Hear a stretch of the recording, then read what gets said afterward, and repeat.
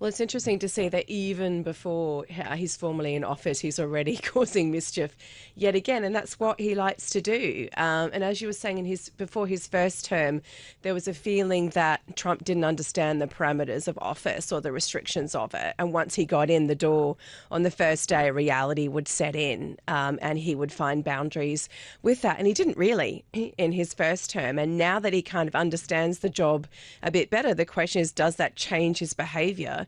In his second term, is he even more erratic on some things because he knows that he can get away with it? Does he know how far he can push things? Is he serious about military intervention to acquire Greenland or the Panama Canal, or to force Canada through economic coercion to become another state of the US? Most probably not. I mean, for a start, Donald Trump is quite allergic to military interventions as a whole. Does he like to use these things as levers to get and extract things from other countries? Yes, he does.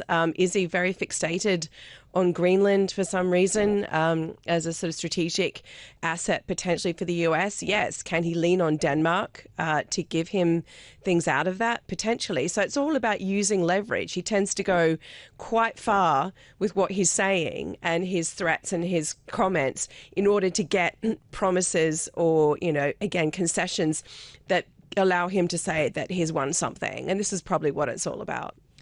What about, though, a tool that Donald Trump has used in the past, trade tariffs? Did we learn anything more about his approach on that front?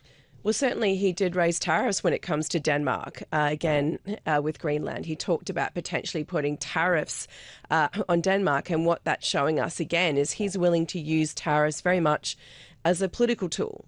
I mean, it came a time that it used to be really for an economic measure. He uses tariffs or the threats of tariffs, again, to extract things that he wants. And he's doing that with Canada and Mexico. So he does it with countries that he probably sees as an adversary, like China, for example. But he also does it with countries that are long-running allies of the US, Europe, Canada, another one.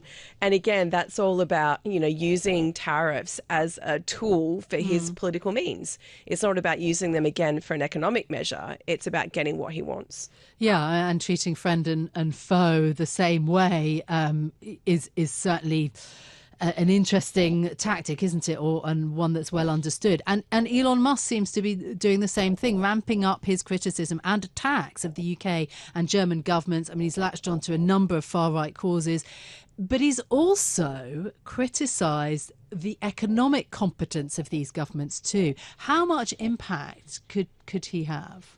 Well, that's the question, because Elon Musk doesn't have a formal role in the incoming US administration. Obviously, he's got the ear, at least for now, of Donald Trump. And he's got a big platform which he can air his views. And he's got very powerful businesses which he can use as levers globally. Starlink, obviously, being one, Tesla, SpaceX. These are all very big companies with global reach. And does he use that as a lever? I guess the question is, what is he trying to achieve with these attacks on the UK, on Germany, on these administrations from afar? Is it part of a fundamental belief set that he has where he's, tacking to the right and supporting right-wing movements? Does he want to form some sort of Steve Bannon-esque, populist movement globally? Is it for business purposes to further some agenda for his businesses? It's very unclear what exactly he wants to do and therefore what he might achieve from it. But certainly he's got the tools to push on this, including in Germany, where he's very much, he's going to have a conversation on Thursday with the co-leader of the very far right AfD.